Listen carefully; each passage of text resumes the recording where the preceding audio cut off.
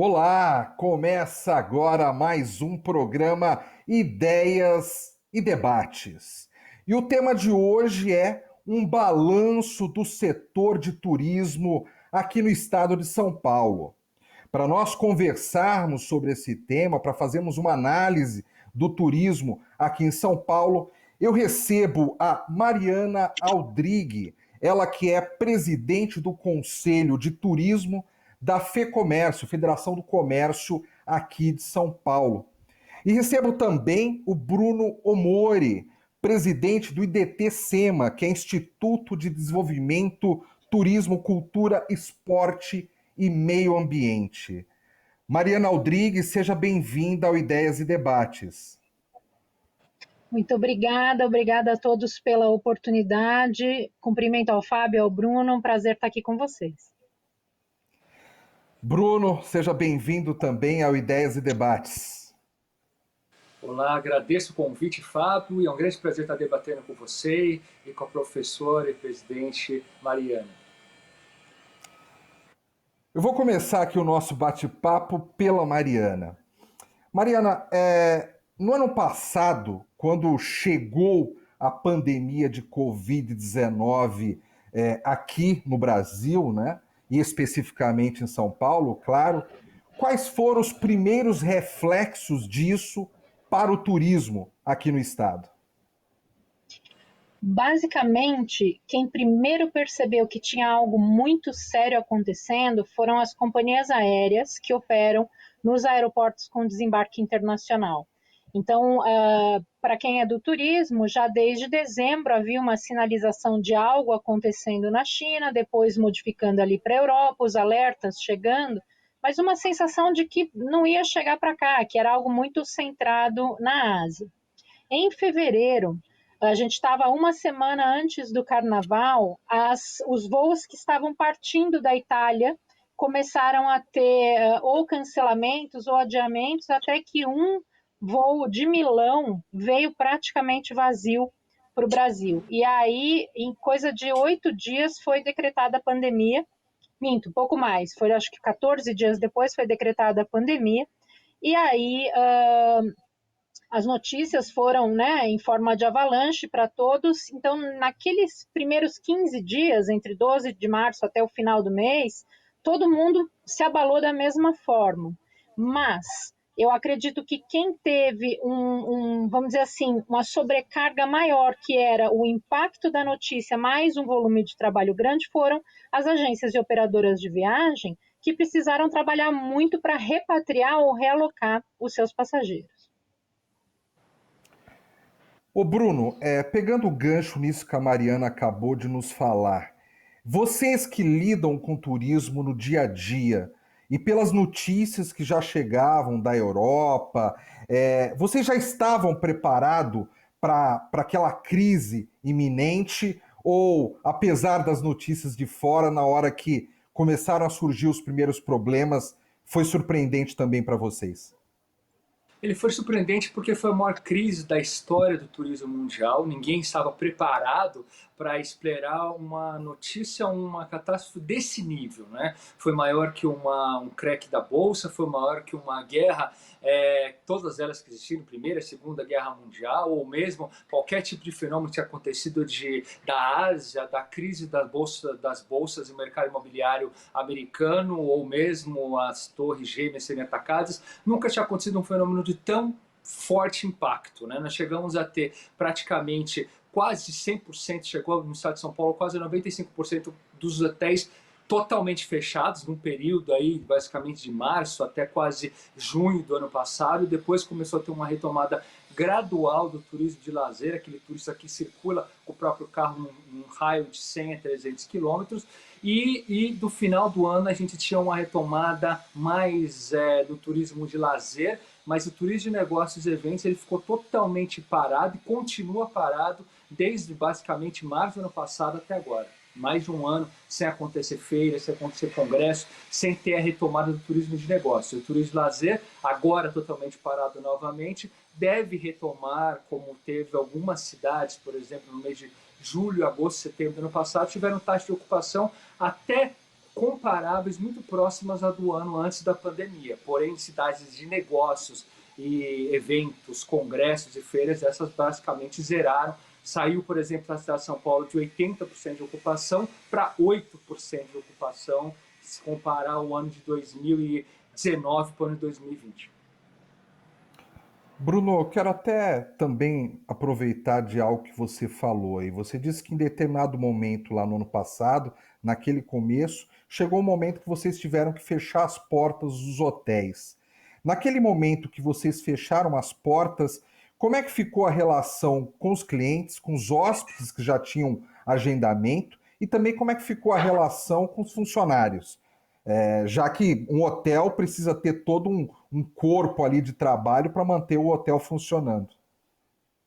Então, Fábio, o que aconteceu foi o seguinte: na realidade, aqui no estado de São Paulo, o decreto permite que os hotéis funcionem como se fossem hospitais, farmácias, supermercados, como serviço essencial, né? Só que o que aconteceu não foi que os hotéis fecharam porque foram obrigados a fechar, fecharam porque zerou a demanda. Não tinha mais hóspede indo porque não estava circulando pessoas, não tinha eventos. Então, os primeiros impactos aconteceram no turismo de negócios. Ele zerou, não tinha pessoas chegando. Então, mesmo quem fez um trabalho para atender, por exemplo, médicos para dormir ou receber as pessoas que eram de serviços essenciais, não era uma demanda suficiente para manter o hotel aberto. Por isso que chegou a fechar toda essa oferta. Alguns hotéis permaneceram, que permaneceram abertos, eram porque tinham ou moradores, eram tipo flats, ou tinham pessoas com long stay em termos de hospedagem, ou então eram que atendiam algum contrato ligado à saúde. Mas mesmo assim, o que foi feito? Por exemplo, um hotel de 200 apartamentos deixou aberto 2 andares, trabalhou com 20 apartamentos e o resto da estrutura ficou fechado. Então foi isso que aconteceu. A demanda zerou. É mais ou menos o que está acontecendo hoje com a fase roxa, zerar a demanda de pessoas chegando na cidade. E por isso não tem por que manter o hotel, sendo que não tem nenhum tipo de hóspede. Então não foi, né, a consequência não foi os cancelamentos, porque ele conseguia atender, mas não tinha quem atender.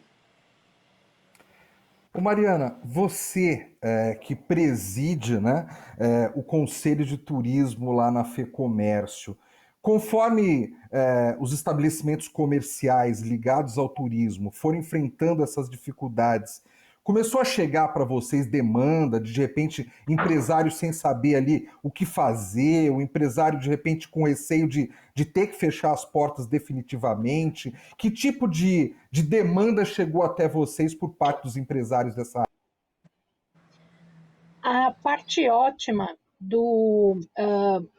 de você ter um conselho múltiplo, como é o caso do nosso conselho de turismo, é que muitos dos nossos conselheiros têm braços e pernas internacionais. Então, já havia uma série de informações, especialmente aquelas que vinham da Europa, que inspiravam algumas ações, mas lembrar que em março, a maioria de nós, se não todos, acreditava que era uma fase passageira, e quando eu falo passageira é 40 dias ou 60 dias. Passados esse período, ou seja, passado o primeiro impacto ali em março e abril, e um entendimento de que as coisas seriam mais lentas. Vocês estão me ouvindo? Perfeito. Escuto bem, Desculpa, Maria. perdão, eu fiquei com a sensação que eu tinha caído, peço desculpas. Mas então, passado esse momento de março e abril, a gente então vê uma sensação de que as coisas poderiam se agravar e começa essa dicotomia, né, que a gente vive até hoje entre economia e saúde, e as pressões se aproximando então da Câmara dos Deputados, do Senado Federal e do governo federal. O que as empresas pleitearam num primeiro momento foi condição de postergar pagamento de impostos e auxílio para manter os empregados. Então, a gente teve ali boas frentes, e não foram exclusivas do turismo, né, do comércio e de serviços em geral, para ajudar em diferentes medidas. Uma medida que foi muito importante e que às vezes ainda tem consumidores que não entenderam, mas que foi aquela que dá a chance de algumas empresas do turismo adiarem o reembolso de viagens compradas e canceladas.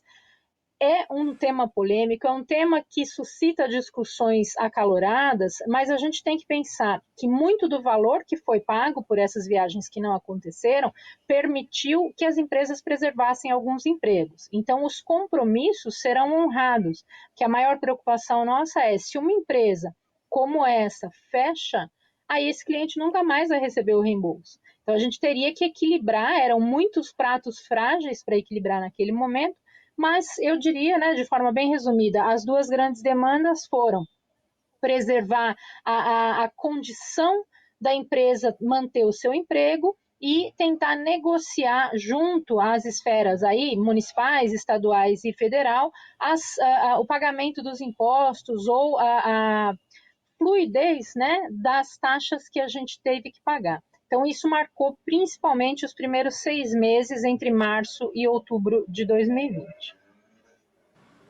Mariana, você citou aí de ter que renegociar, conversar, dialogar com algumas autoridades em relação a tributos, né? Que às vezes o empresário ali ele está tão apertado que ele precisa de um pouco mais de tempo para conseguir honrar os compromissos numa situação como essa.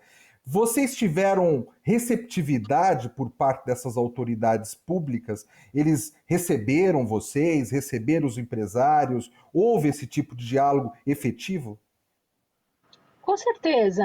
A gente também tem que lembrar, né, e acho que isso vale muito a chance de a gente estar aqui falando para essa audiência qualificada, que assim, existe um problema de imagem do setor de turismo como um todo. Então, se você vai listar uma pauta de prioridades, um governador ou um prefeito, ou mesmo quem estiver respondendo pela presidência, se fosse o caso o Ministério da Economia ou o Ministro da Saúde, ele vai posicionar turismo de uma forma lá no final, né? Porque tem outras coisas mais urgentes. O que a gente se esforçou muito, eu acredito que cumprimos aí quase 80% dessa meta, foi mostrar volume de empregos gerados e qual era, de alguma forma, claro que projetada, porque nós não temos esse número por nenhuma instância oficial, o volume de informais vinculados ao turismo. Então, haveria, especialmente em cidades que são tipicamente vinculadas à atividade, muito desemprego. Para nossa, não posso dizer surpresa, mas para nosso maior esclarecimento, fomos aí coletando esses dados e a gente entendeu algo que estava na fala do Bruno, que é as capitais que tinham maior fluxo de turismo de negócios e eventos foram aquelas com maior perda de empregos formais e, por consequência, também de empregos informais. Só com números, Fábio, eu consigo argumentar com um gestor público. Se eu não disser para ele qual é o volume de pessoas desempregadas, qual é o impacto econômico, número de famílias, ele até vai me ouvir, mas vai ser difícil. A gente recentemente viu um embate entre os representantes do setor de alimentação e o governo estadual, e em todos os estados, não só em São Paulo. Por quê? Ali são de fato duas disputas de vida: a sobrevivência da família ou das famílias vinculadas àquele estabelecimento e a saúde coletiva. Então, é perfeitamente compreensível o drama, mas é agora, claro, do conforto de um escritório em home office, um ano depois, que a gente vê que a gente falhou lá no início, no desenho do programa de combate aos efeitos da Covid. Então, hoje tem um coletivo de empresários muito desesperados, que vão ter pouquíssimo acesso ao crédito e que a gente não tem um horizonte para dizer, olha, fica calmo que em 40 dias as coisas vão estar em ordem. Então, não dá para dizer que a gente não foi ouvido, fomos, por todas as instâncias que a gente procurou, na medida do que dá para entender do orçamento público e do que estava disponível, aconteceu, mas fica um alerta imenso e que eu confio muito até na imprensa para nos ajudar, que é dar o valor ao turismo que ele merece. A gente tem, de fato, um volume de empregos muito grande, uma movimentação econômica muito grande, e ela é geograficamente dispersa. Então, ela não é a atividade de uma única cidade, ela é do país inteiro. Bruno, em relação a emprego, você nos disse agora há pouco que alguns hotéis ficaram completamente vazios, não havia demanda, as pessoas tinham agendamento, mas as pessoas naquele momento não viajavam, não queriam correr esse risco, né, de estarem viajando, estarem se hospedando em hotéis. Como é que foi para vocês lidar com a mão de obra? Vocês tiveram que dispensar pessoas? Vocês tiveram que sentar também com autoridades públicas para dialogar? Fala o que você viveu no segmento hoteleiro especificamente. Olha, assim como a Mariana colocou perfeitamente, teve uma união de várias entidades. Então, pegou as associações, os sindicatos, os conselhos, e todos eles se uniram para conversar tanto com uma Secretaria Estadual de Turismo, com o Ministério do Turismo, com uma Secretaria Estadual de Saúde, com o Ministério da Saúde e com a Anvisa.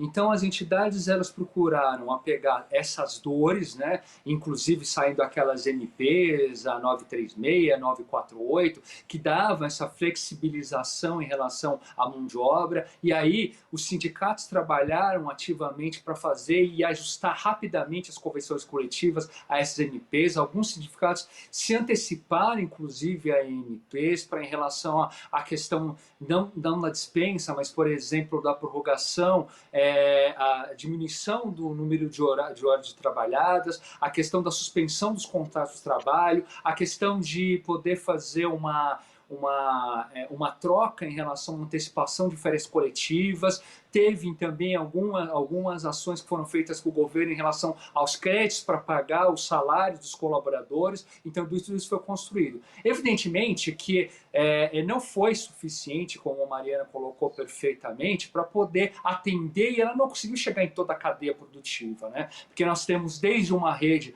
por exemplo, falando de hotéis como a Rede Accor, falando de agência como uma CVC, que são grandiosas, e você tem uma pousadinha de 2, 3, 10 apartamentos, ou uma agência de receptivo que tem 8 colaboradores, né? Então, ou um restaurante que às vezes você tem um dono e um cozinheiro somente. Então, toda essa cadeia produtiva, ela acabou sofrendo uma consequência muito difícil. Então, por isso que nós falamos que a Organização Mundial de Turismo, em 2019, falava de 1,9 trilhões de dólares de exportações, e no ano passado eles mesmos revisaram que teve quase 1 trilhão, ou mais de 1 trilhão de prejuízo em toda a cadeia produtiva de exportação do turismo.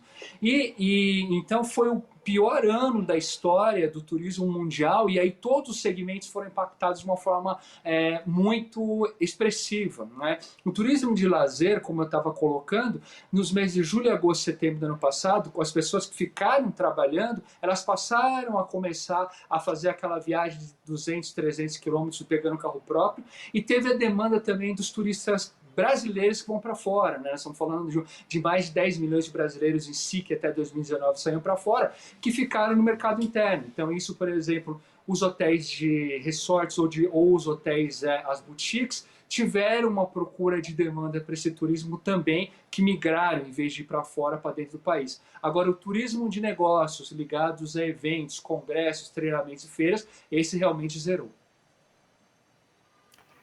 Ô Bruno, sempre quando eu estou conversando com empresários de diferentes segmentos, alguns principalmente do comércio, eu pergunto a respeito das linhas de crédito que tantos governos falam, né? Seja governo estadual, seja governo federal.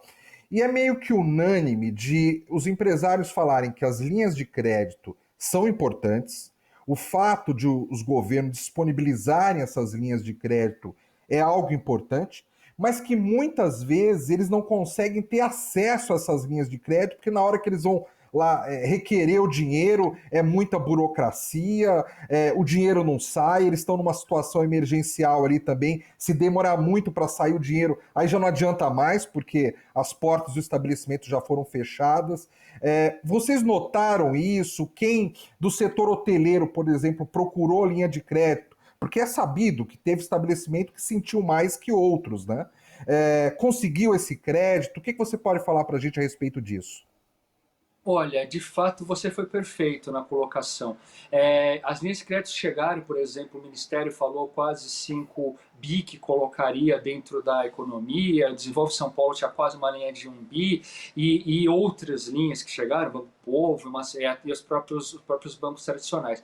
O problema é que muitas vezes chega e o pequeno ele tem problema com a questão de atestados, com a questão de conseguir ter uma garantia real. E a parte parte burocrática, muitas vezes ele é formal, mas não totalmente formal, mesmo empregando às vezes 10, 15, 20 pessoas. Então, de fato, nós podemos falar que assim, se eu falar especificamente do setor hoteleiro, dos 100% que teria, por exemplo, no estado de São Paulo, em torno de 15% a 20% de fato conseguiu chegar até o final do processo e pegou, e os demais, alguns pararam no meio, outros tiveram dificuldades, outros nem tentaram porque sabia que não tinha certidões, né? Então, essa é realmente uma dificuldade, principalmente para o pequeno, né? E nós estamos falando aí que 75% da oferta, de acordo com o Sebrae, são até, no caso da hotelaria, até 50 unidades habitacionais, 50 apartamentos.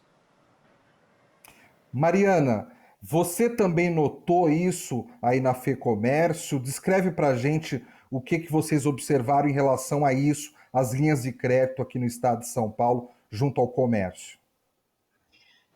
Me permita falar do Brasil e do estado de São Paulo, que eu acho que são situações que se complementam, né? Fique à Primeira vontade. coisa, quando o empreendimento é um empreendimento, como é o caso de um hotel, ou vamos imaginar que a gente tivesse um atrativo, um parque ou uma área de camping, por exemplo, mas que fisicamente isso é considerado garantia para o estabelecimento que vai oferecer o crédito. Esses estabelecimentos poderiam ter tido um acesso mais facilitado, não fosse o histórico que a gente viveu, que foram 2015 e 2016 anos de crise, e que muitos dos nossos colegas empresários já haviam se comprometido com dívidas para dar conta dessa crise anterior.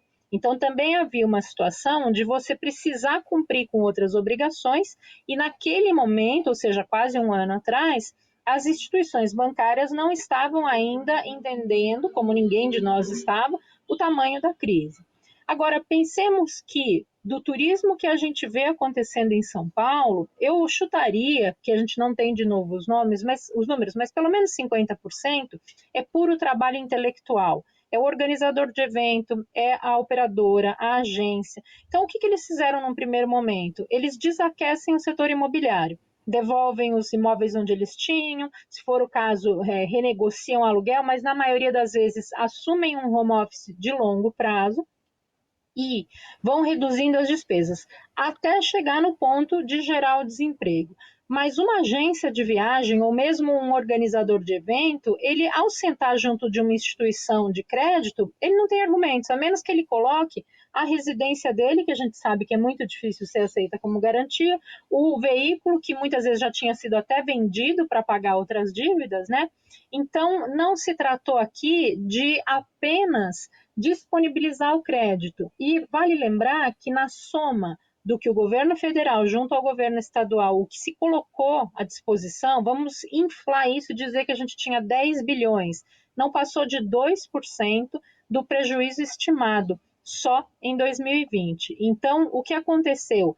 A gente teve migração de negócios. Nesse ponto, para a gente tentar ser só um pouco otimista, né? O empresário de turismo é flexível, ele encontrou rapidamente saídas que ele pudesse ou colaborar, por exemplo, no caso de hospedagem, ajudando em hospitais, hospedando as equipes médicas, tentando ativar o seu restaurante para delivery. Mas quem era da área de eventos foi rápido migrar para a tecnologia e ajudar na organização das lives, tentar dar um suporte, né, para os seus clientes com conteúdo, com tecnologia, com curadoria de atividades extras para motivar as equipes. Mas isso não quer dizer que não precisa do suporte. E aí volto na minha bandeira inicial. A gente tem aí uma lacuna de compreensão e que eu precisaria muito do empenho dos vereadores, dos deputados, especialmente dessa massa de assessores qualificados, para entender a fragilidade, ou seja, a economia do turismo é uma parte da economia criativa que está inteirinha em cima de competências que a gente chama de soft skills, e para isso há que se apostar no ser humano, né? A gente não vai ficar só no aspecto de financiar com a garantia imobiliária. Então, nós vamos ter que desenvolver agora outras leituras, a gente vai ter que desenvolver um outro tipo de compreensão que permita o acesso ao crédito com a certeza de que isso vai voltar, porque todos os elementos que a gente tem mostram que há não só um desejo cada vez maior de viajar, mas junto com isso uma poupança feita por uma parte considerável dos brasileiros que vai ser investido em viagem assim que tiver sido vacinado ou que os destinos estiverem seguros. Mariana, enquanto eu escutava aí o que você nos explicava, passou uma coisa aqui na minha cabeça. Muitas vezes hoje, nós conversando com os empresários, a gente percebe que todos eles reclamam da crise econômica, obviamente.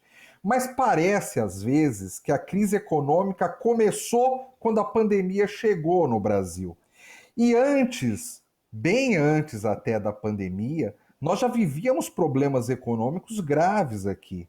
Mesmo setores que tinham um comportamento positivo, às vezes era um comportamento positivo comparado com a base de comparação muito fraca, porque os anos anteriores já tinham sido fracos.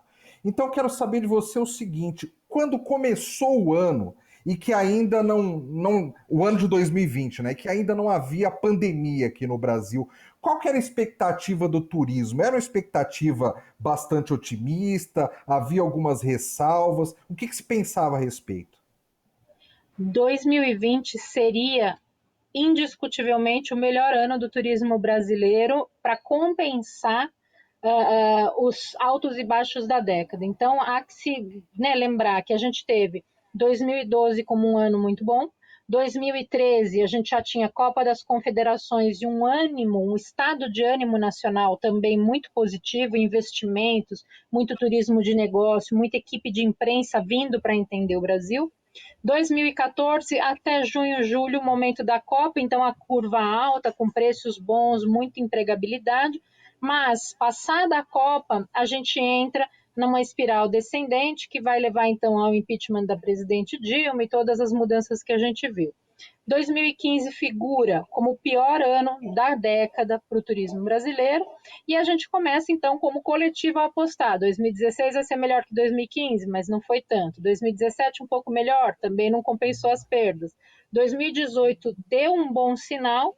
2019 teve quase 5% de crescimento, que é acima do crescimento mundial, e todas as empresas, Fábio, eu desconheço uma empresa que fechou 2019 pessimista, porque todos os sinais, as reservas, as perspectivas indicavam um ano de explosão de consumo de turismo que não vinha em paralelo com o ânimo da economia. A gente, às vezes, tem que fazer a análise conjunta e depois separar. Vinha com uma mudança de comportamento, muita gente que deixou de investir em bens imóveis ou carros e que passou a viver a economia da experiência. Então, um grupo de jovens, o recém-formado, que vai investir mais em viagem, então era neste grupo que se apostava muito, isso para o mundo e para o Brasil. Infelizmente, o Bruno citou, né, as perdas que a gente teve, de março a dezembro, o que se perdeu, especialmente em turismo internacional, jogou a gente para 1990. Então, nós estamos agora, com todas as perspectivas que a gente tiver, a gente vai ter que se comparar sempre com 1990 e 91, e isso sem colocar na balança os efeitos agora desta situação econômica que ainda não dá para chamar de crise. A gente vai ver, talvez na semana que vem, os números do emprego de fevereiro e depois o que vem de previsão de inflação. Mas não vai ser 2021 o ano em que a gente também vai poder retomar as esperanças do setor. A gente retoma as forças, mas números mesmo talvez só em 2022. Ô Bruno, você citou agora há pouco que os hotéis eles acabam se enquadrando como atividades essenciais e que muitas vezes, se eles precisam fechar as portas, deve-se mais ao fato de não ter hóspedes ali procurando do que propriamente serem obrigados a fechar.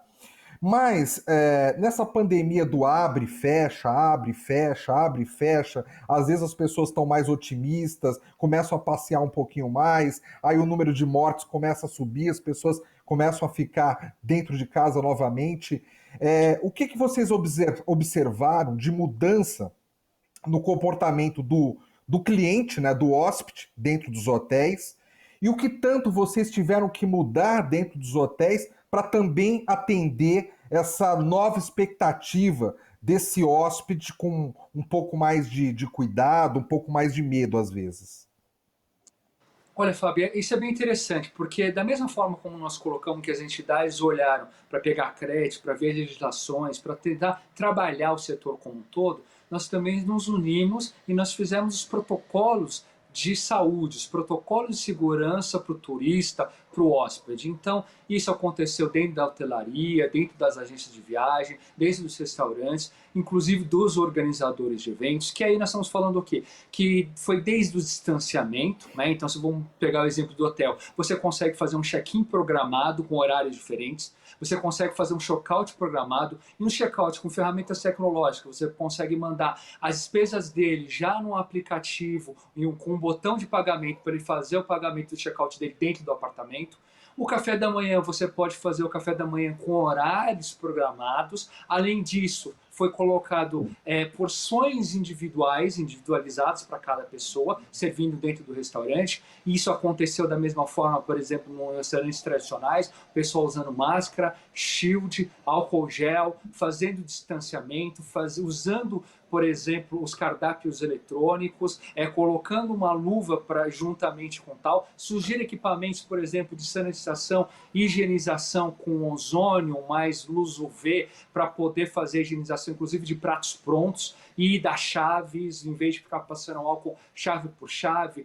Alguns desses produtos ele já pega as 300 chaves de uma vez de um hotel ou um parque temático que pode abrir em certos períodos, por exemplo, depois do mês de setembro até dezembro. Então, eles receberam, por exemplo, 700 mil no ano de 2019, mas chegaram a 150, 200 mil pessoas no ano de 2020, já pegando a chave dos armários, passando por um aparelho de sanitização. Então, todos esses equipamentos, esses protocolos de segurança foram implantados, né? Então, por isso que muitas vezes quando a gente vê que um restaurante nesse momento, e aí foi muito bem colocado pela Mariana essa dicotomia que teve em relação aos empresários e o governo em relação ao fechamento. Por exemplo, eu estive jantando num restaurante que antigamente numa noite era 200, 300, girava 2 vezes a mesa. Eu estive lá uma semana antes de fechar tudo e tinha 5 mesas, né? Então, o restaurante que girava 200, 300 pessoas estavam com 5 mesas em plena uma quarta-feira à noite, né? Na cidade de São Paulo. E aí, é certeza que lá não era um ambiente contaminador, porque você tinha um número... As mesas estavam com mais de 2, 3 metros de diferença, todos os garçons com máscara, luva e face shield, em todas as mesas o álcool gel e uma frequência muito pequena pela demanda pequena também que estava em relação ao movimento. Então, toda essa construção foi feita, inclusive teve em outubro o Expo Retomada, que foi um evento teste que trouxe as autoridades para mostrar que fazer um evento corporativo não é totalmente diferente de uma balada que é clandestina ou tudo mais. A gente consegue regular o número de pessoas, o horário que eles vão e ter todos os procedimentos para ele ser atendido com muita qualidade, distância e segurança. E é isso que nós plantamos e foi bem construído todos os protocolos de saúde e segurança para o turista. Você acredita, Bruno, que passado a pandemia, muitos desses protocolos que foram decisões planejadas, claro, mas algumas coisas ali tomadas muito na emergência, né, do problema, muitas dessas coisas devem ficar daqui para frente, ou seja, os hotéis se tornarão a partir de agora locais ainda mais seguros do que já eram? Com certeza, Fábio. E essa é uma coisa interessante, porque toda vez que tem algum problema, a gente pode pegar a questão do cinto de segurança no pessoal na parte da frente. Ele é um negócio que ninguém usava, a partir do momento que virou lei, virou aquele cinto de 3 pontos. Hoje todo mundo entra no carro e coloca o cinto, né? E da mesma forma vai ser, talvez não a máscara, quando a gente acabar com a pandemia, que talvez a gente cria mais ou menos como funciona no Japão, nos países orientais, a pessoa está resfriada, coloca a máscara. Caso contrário, ela vai tirar a máscara. Porém, o álcool gel, a questão desses equipamentos de sanitização, porque esses equipamentos de sanitização, muitas vezes, eles servem inclusive para a própria comida, que elimina, muitas vezes, uma bactéria como salmonella e tudo mais, e isso vai gerando mais segurança, né? Então, todas essas coisas são legados que acabam ficando para gerar mais segurança para o turista que vai viajar de avião, de carro, que ele vai ficar hospedado no hotel, que vai no restaurante. Muitos desses procedimentos viram procedimentos ad eternos, criando mais segurança para quem viaja. Ô, Mariana, você também é professora universitária nessa área de turismo, você dá aulas na USP, Universidade de São Paulo, talvez a universidade mais importante do país. O que que na academia se fala? Qual que é a troca de informações entre vocês, professores, né, junto aos alunos, em relação a essa crise que o turismo vive, derivada da crise econômica, derivada da crise sanitária? O que que na academia se fala a respeito? Eu diria que são camadas de discussão distintas. Então, eu tenho a felicidade de atuar lá no campus da USP Leste, que é um campus mais novo da Universidade de São Paulo e que tem uma variedade de cursos que permite que muitas discussões sejam extrapoladas. A gente tem, por exemplo, nesse momento, o curso de bioengenharia, se eu não me engano, acho que é biotecnologia, desculpa, biotecnologia. A gente tem o curso de gerontologia, que foi um grupo muito fragilizado, né? E tem marketing, administração, enfim, outras áreas. Nas discussões, primeira, entre os professores, a nossa primeira preocupação foi como garantir a qualidade da informação e o estímulo que os alunos permanecessem dentro das condições de cada um interessados em aula. Então, acho que traz, vamos dizer assim, tem uma pressão para melhoria da qualidade do ensino e uma diversificação de trocas de informação que vai ser um legado muito bom para todas as áreas de educação e eu espero, de fato, que passada a pandemia, esferas dos diferentes governos, especialmente dos governos municipais, se aproximem para trocar e a gente possa, então, dar acesso, de fato, a esse conteúdo que foi produzido.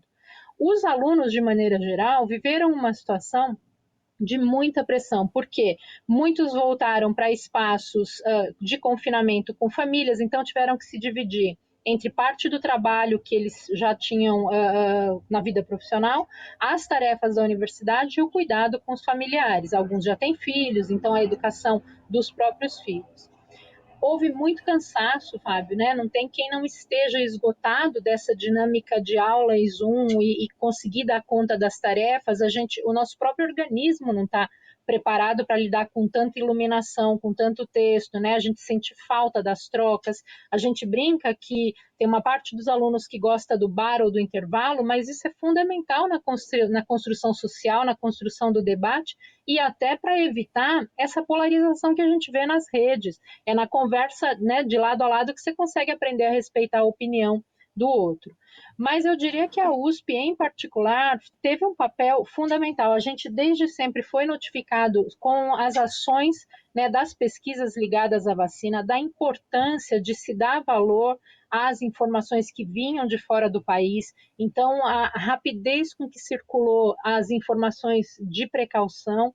E eu espero que agora, acho até que a gente poderia liderar esse movimento junto a todo mundo que está aqui nos ouvindo, a Alesp, quem sabe que tem essa presença digital muito boa, que a gente reavaliar, por exemplo, o fato de termos adotado essas práticas de higiene diminuiu o nosso índice de gripe, por exemplo. O Bruno falou bem, a gente mudou a questão até de preparo de alimentos, então, muito possivelmente, doenças ou crises que a gente teria usualmente, eu era uma pessoa que tinha muita variação de gripe, dor de garganta, não tive nenhum episódio ao longo desse ano.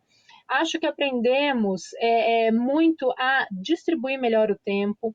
A gente vê agora que, por exemplo, uma peça produzida aqui por nós pode alcançar o Brasil inteiro e reverberar em comunidades que podem precisar dessa informação, seja ela de turismo, de saúde pública, de gestão pública. Então, por mais que a gente esteja muito abalado com os números, com a tristeza das notícias diárias, eu sempre procuro achar algum momento do dia para encontrar um lado bom e focar. Isso que vai salvar o meu dia hoje, a gente vai levar isso para frente, porque temos que encontrar isso, né, para segurar todo mundo junto e achar soluções que não sejam a solução do embate, né? Mariana, você falou aí de notícias internacionais que chegaram e foram compartilhadas muito rapidamente para todas as pessoas que estão envolvidas nesse setor de turismo.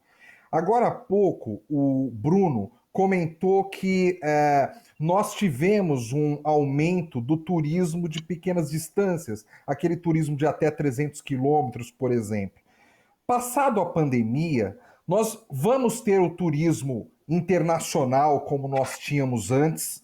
Nós vamos ter pessoas vindo de outros continentes para cá?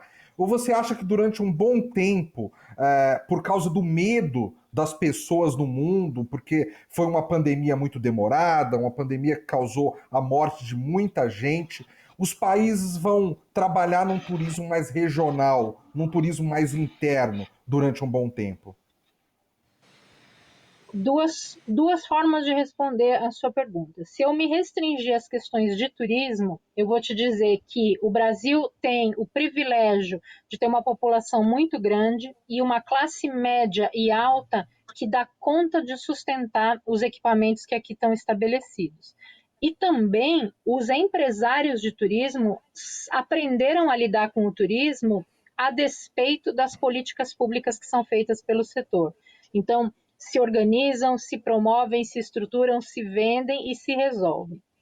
Porém, entrando na seara da política, a gente vai ter que diminuir um pouco a nossa pretensão e pensar o seguinte: nós achamos o Brasil importante, a gente quer o Brasil na mídia, mas para o consumidor do hemisfério norte, especialmente aquele que está na América do Norte ou na Europa, o Brasil ou a América Latina se equipara à África. E aí eu peço licença para fazer uma comparação, que é, quando nós tivemos a epidemia ou os epicentros de ebola na África, para nós brasileiros era o continente. A gente era incapaz de pontuar isso no mapa e dizer qual país é que estava com a epidemia, se era Serra Leoa, se era o Congo, aonde que isso estava acontecendo, e deixamos ou adiamos as nossas viagens de medo de uma contaminação. Até hoje, quase 12 anos depois da epidemia, quando se fala de viagens para a África, tem alguém que lembra desse episódio. E foi algo muito localizado, com pouca repercussão se comparada com o Covid. A imagem internacional do Brasil, ela está comprometida hoje e já vinha comprometida por conta da gestão ambiental, por algumas declarações homofóbicas feitas pelo presidente, pelas lógicas de Twitter, que isso reverbera muito, então você tem muita disputa que vai vazando e ocupando algumas manchetes de jornais internacionais. Então, se nada for feito em relação a uma reconstrução, e aí é da imagem diplomática do Brasil, que a gente não se recupere junto a essas relações, o empresário brasileiro que quiser receber turistas estrangeiros vai ter que trabalhar 10 vezes mais para contar com uma recuperação de imagem do seu produto e para romper uma parede ou uma muralha feita por notícias, porque o turista médio, ao pensar em viajar para cá, vai fazer pesquisas no Google e os mecanismos de pesquisas vão priorizar as notícias negativas porque elas foram as mais linkadas nesse período. Então, veja, não é uma questão de estratégia de turismo, mas já passa por uma compreensão muito maior de que ações nacionais, ações políticas, ações ambientais, ações sociais têm reverberação e se elas vão ocupando páginas de notícia de outros países, elas vão atrapalhando o fluxo de turismo. Então, é urgente que a gente do setor consiga pressionar, né, pautar melhor as discussões e ajudar, por exemplo, agora na pressão por mais vacina, por uma gestão mais rápida do combate à pandemia, para que depois a gente possa voltar a se focar especialmente em turismo.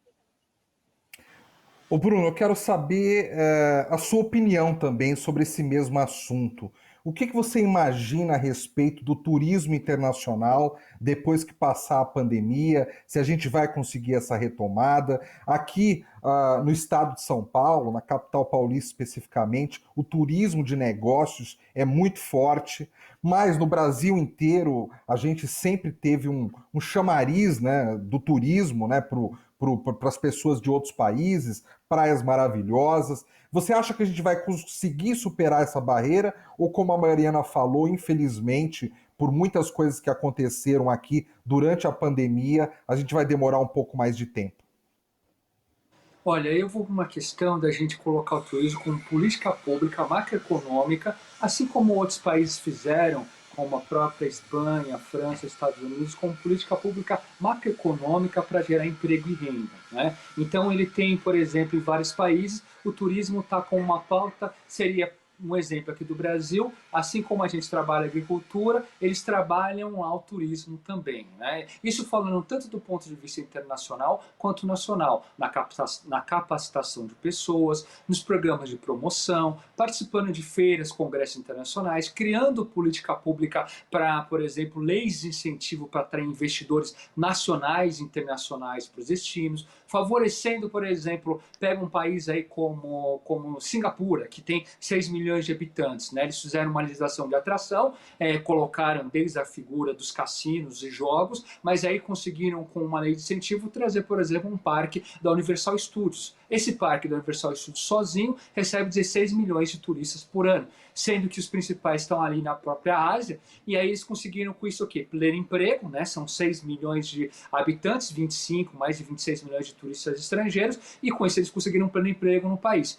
Dentro disso, a gente não precisa pegar, e a professora Maria colocou de uma forma muito contundente, com esse mercado interno dos 210 milhões de brasileiros, a gente consegue suprir essa demanda interessante dentro, mas a gente é o primeiro do ranking mundial de potencial de recursos naturais, né, de acordo com a MT. Então, criando uma política mais séria e mais consistente, colocando como uma política macroeconômica, a gente pode crescer muito mais ainda no mercado interno e colocar o Brasil em patamares diferenciados para o mercado internacional. Com uma visão que eu penso hoje de pensar fora da caixinha, né? Então, além de pensar no turismo como prioridade econômica, a gente pode pegar todos esses da cadeia de economia criativa. A questão, por exemplo, da aprovação de jogos e cassinos pode entrar 70 bilhões de dólares de investimento estrangeiro junto com brasileiros dentro. Depois você trabalhar a questão de tecnologia, a questão da sustentabilidade, da economia limpa. Tudo isso são fatores que, assim, se o governo federal e dentro dos estados olharem, por exemplo, como o turismo, como um fator macroeconômico, desenvolvimento econômico, a gente tem muito a desenvolver e fortalecer e ter essa possibilidade de retomada pós-pandemia com esse segmento. Mariana, o nosso tempo aqui está quase esgotado. Eu vou dar um minutinho para você fazer as suas considerações finais, se despedir, e depois vou dar um minutinho também para o Bruno fazer o mesmo. Por gentileza. Quero primeiro agradecer a oportunidade. São espaços como esse que a gente vai conquistando, graças à sua generosidade, Fábio, e da equipe Alesp, dizer que há um coletivo de pessoas muito competentes para discutir turismo e que é fundamental que essa discussão esteja junto com discussões ligadas a desenvolvimento socioeconômico para o momento de retomada e para os planos para os próximos 10 ou 20 anos. Então, nós estamos todos à disposição e muito confiantes de que, se aderirmos agora às medidas de proteção, quanto mais efetivos formos agora, mais rápido a gente retoma as atividades como a gente quer que elas sejam retomadas. Bruno, as suas considerações finais, por gentileza. Primeiro, quero, como sempre, congratular a Mariana de uma forma brilhante, colocando à exposição e colocando todas essas questões técnicas e acadêmicas de pesquisa do turismo. Quero agradecer a Via Alesp e você, Fábio, pelo convite e esse espaço que tem para a gente colocar para todos os nossos parlamentares do Legislativo aqui do Estado de São Paulo essa oportunidade de falar de turismo como fator de desenvolvimento econômico, para poder gerar emprego e renda à população e ser um grande fator para a retomada aí da economia do Estado de São Paulo e de todo o Brasil. Deixar um abraço a todos os telespectadores, estamos à total disposição sempre. Mariana Aldrigue, presidente do Conselho de Turismo da Federação do Comércio de São Paulo, muito obrigado pela sua presença. Bruno Umori, presidente do IDT-SEMA, né, Instituto de Desenvolvimento, Turismo, Cultura, Esporte e Meio Ambiente, também muito obrigado pela sua presença aqui no Ideias e Debates. E termina aqui mais um Ideias e Debates. Você que nos assiste sempre já sabe, mas nunca é demais relembrar que todos os nossos programas ficam arquivados no YouTube. É só você entrar lá, digitar Alesp, toda a nossa programação fica lá para que você assista no momento mais conveniente para você. Obrigado pela sua audiência mais uma vez e até o próximo Ideias e Debates.